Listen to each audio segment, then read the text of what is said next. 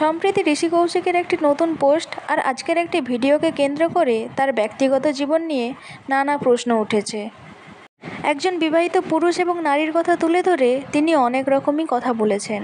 তাহলে কি নীলাঞ্জনা ও যিশুর সম্পর্কের ভাঙনের পর সম্পর্ক ভাঙতে চলেছে ঋষি কৌশিকের? চলুন তার মুখেই শুনে নেওয়া যাক তিনি কি বলেছেন। আমি ঋষি কৌশিক। আমি সোশ্যাল মিডিয়ায় খুব একটা অ্যাক্টিভ থাকি না, কিন্তু আজকে হঠাৎ মনে হলো এই ভিডিওটা তোমাদের সঙ্গে শেয়ার করা উচিত। একটা ছোট্ট গল্প শেয়ার করব। বিষয়টা হলো হাই ভ্যালুড ওম্যান। তার আগে আমার একটা প্রশ্ন আছে সকলের কাছে। আচ্ছা, পৃথিবীর কি সমস্ত দুঃখ যন্ত্রণা কষ্ট কি শুধু মেয়েদেরই হয়? ছেলেদের কোনো দুঃখ যন্ত্রণা কষ্ট হতে পারে না? তোমরাই জানিও কমেন্ট সেকশনে, উত্তর অপেক্ষায় থাকবে। আচ্ছা, এবারে গল্পটায় আসে। একটা ছেলে আর একটা মেয়ের বিয়ে হয়, কিন্তু বিয়ের আগেই যখন আলাপ হয় ছেলেটি প্রথম থেকেই বুঝতে পারে যে মেয়েটির সঙ্গে তার আকাশ পাতাল ফারাক মানসিকতার। ছেলেটি যেরকম নিজে একটা সাদাসিধে লাইফস্টাইল লিড করে, মেয়েটি কিন্তু একটু উড়নচণ্ডী, একটু বেপরোয়া, তার চালচলন পছন্দ ছিল না। ওই জন্য সে প্রথমেই রিলেশনে যেতে চায় না, কিন্তু মেয়েটি তাকে ইনসিস্ট করে রিলেশন থাকার জন্য। তারপরে যখন তাদের বিভিন্নভাবে ব্রেকআপও হয়, মেয়েটি সবসময় তাকে মানিয়ে গুছিয়ে আবার তার কাছে আসার চেষ্টা করে, যা বলে যে আমি নিজেকে বদলে নেব। এবার তোমরা ভাববে যে একজনকে বদলে নিয়ে রিলেশনে রাখা কি ঠিক? একদমই ঠিক নয়। ছেলেটি কিন্তু চাইনি সেটা করতে, বরঞ্চ মেয়েটি বিভিন্নভাবে কথা দিয়ে ফলস প্রমিস করে যে আমি নিজেকে বদলে নেব, আমি নিজেকে শুধরে নেব, এইসব কথা বলে সে ছেলেটির সঙ্গে রিলেশনটা কন্টিনিউ করে। ছেলেটি কিন্তু বলেছিল যে এরকম ভাবে আমাদের বিয়ে হওয়া ঠিক হবে না, লেটস পার্ট আওয়ার ওয়েজ। কারণ বিয়ের পরে অনেক কষ্ট করে সেগুলো আলাদা করার থেকে আমাদের এখনই আলাদা হয়ে যাওয়া। কিন্তু মেয়েটি সেটা মানেনি, কারণ তার পেছনে তার অন্য স্বার্থ ছিল যেটা ছেলেটি বুঝতে পারেনি। এনিওয়ে, ঘটনাক্রমে দুজনের বিয়ে হয়। বিয়ের পর 6 মাস মোটামুটি কেটে যায়, কারণ সেটা একটা হানিমুন পিরিয়ড বা একটা হাওয়ায় ভাষা পিরিয়ডের মতো। 6 মাস পর থেকে ছেলেটি বুঝতে পারে যে মেয়েটি নিজেকে বদলানো তো দূর, সে নিজেকে উল্টোভাবে বদলাচ্ছে, আরো বেশি তলাতলে বেপরোয়া হয়ে যাচ্ছে। তার নিজের মতো করে একটা অন্য লাইফস্টাইল সে লিড করছে। প্রথম ছেলেটি বুঝতে পারে না, মতের অমিল হলেও ডিটেলগুলো বুঝতে পারে না। এইভাবেই দিন কাটতে থাকে। এবারে যেহেতু ছেলেটির কর্মক্ষেত্র আর মেয়েটির কর্মক্ষেত্র দুটো আলাদা, মেয়েটি নিজের কর্মক্ষেত্র বাদেও একটা সেকেন্ডারি ক্যারিয়ার শুরু করে ছেলেটির কর্মক্ষেত্রে। ভালো কথা, ছেলেটি তাকে সাপোর্ট করে, কারণ একটা মেয়ে যদি একা হাতে দুদিক সামলাতে পারে খুবই ভালো কথা। সে তাকে সাপোর্ট করে, সে নিজের কাজকর্ম করে। কিন্তু বিয়ের পর থেকেই তাদের মধ্যে অশান্তি বাড়তে থাকে। কথায় কথায় মেয়েটির ছেলেটির সঙ্গে করা দুর্ব্যবহার, বন্ধ ঘরের মধ্যে, আমি বলছি বন্ধ ঘরের মধ্যে তার দুর্ব্যবহার। ছেলেটি কিন্তু তাও দাঁতে দাঁত চেপে সহ্য করে হাসি হাসি মুখে নিজে কাজ করে যায়, সংসার বাঁচাবার চেষ্টা করে। কারণ যে কোনো মধ্যবিত্ত বাড়ির ছেলে বা মেয়ে কিন্তু সংসার শুরু করে চট করে ভাঙার কথা কেউ ভাবে না, ছেলেটিও ভাবে না। সেও সময় দিয়েছে মেয়েটাকে, কিন্তু মানুষের সময় দেওয়ার একটা সময় থাকে, তো একটা সীমা থাকে, ধৈর্যের একটা সীমা থাকে।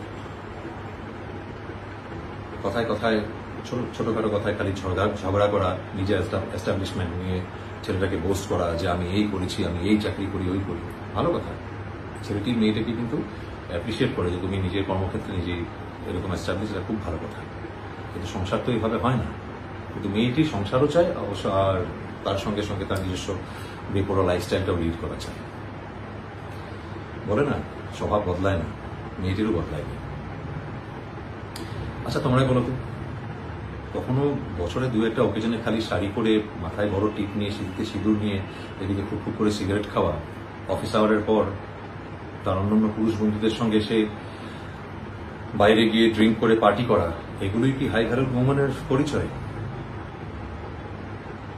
ছেলেটির খবর তো কখনো নেয়নি, খালি খবরদারি করে গেছে। ছেলেটির স্পেসে কিন্তু মেয়েটি সবসময় ইনভাইট করে।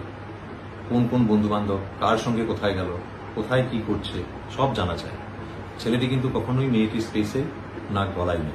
তার কোন বন্ধু বান্ধব, কে কোথায় থাকে, কি করছে, কোথায় যাচ্ছে, কিচ্ছু বলে না। মনে মনে খারাপ লাগলেও কিছু বলে না, কারণ তাতে সংসার অশান্তি বাড়ত। আর ছেলেটা অশান্তি চাইত না। সে বছরের পর বছর এরকম যন্ত্রণা বুকের মধ্যে নিয়ে কিন্তু হাসি হাসি মুখে কাজ করে গেছে, নিজের সংসারটা বাঁচাবার চেষ্টা করে গেছে। আর তার সুবিধা কিন্তু মেয়েটি দিনের পর দিন নিয়ে গেছে। এর মধ্যে 12টা বছর কেটে যায়, একটা যুগ। এর মধ্যে কিন্তু 12টা বছর ছেলেটির জীবন থেকে চলে গেছে। সে যখন আর পারছে না, সে মেয়েটিকে বোঝায় এইভাবে আর সম্ভব না, এরকম ভাবে ক্যারি ফরওয়ার্ড করা ছেলেটির পক্ষে সম্ভব না। প্রয়োজনে তাকে তার নিজের জীবনটা শেষ করে দিতে হবে। এই কথাটা শোনার পরেও কিন্তু মেয়েটি বেপরোয়াভাবে একটাই কথা বলে, যে তুমি তোমার মতো থাকবে, আমি আমার মতো থাকবো। এটাই কি হাই ভ্যালু উমেনের পরিচয়? তোমরাই বলো। মেয়েটি সংসার ছেড়ে যেতে চায় না কারণ তার ইকোনমিক লাইবিলিটি বেড়ে যাবে। বরের বাড়িতে থেকে বরের ঘাড়ে কাঁঠাল ভেঙে নিজের লাক্সারি লাইফস্টাইল লিড করাটা কতটা ইজি সেটা মেয়েটা খুব ভালো করেই জানে। এটা যে কোনো সাধারণ বুদ্ধিমান মানুষ নিজেই বুঝতে পারবে বাস্তবটা কি। কথায় কথায় ছেলেটিকে খবরদারি করা, ছেলেটির উপরে স্টক করা, কোথায় যাচ্ছে কি করছে, অথচ নিজেই নিজের মতো করে একটা লাইফস্টাইল লিড করছে। এইভাবে তো কোনো সংসার হতে পারে না।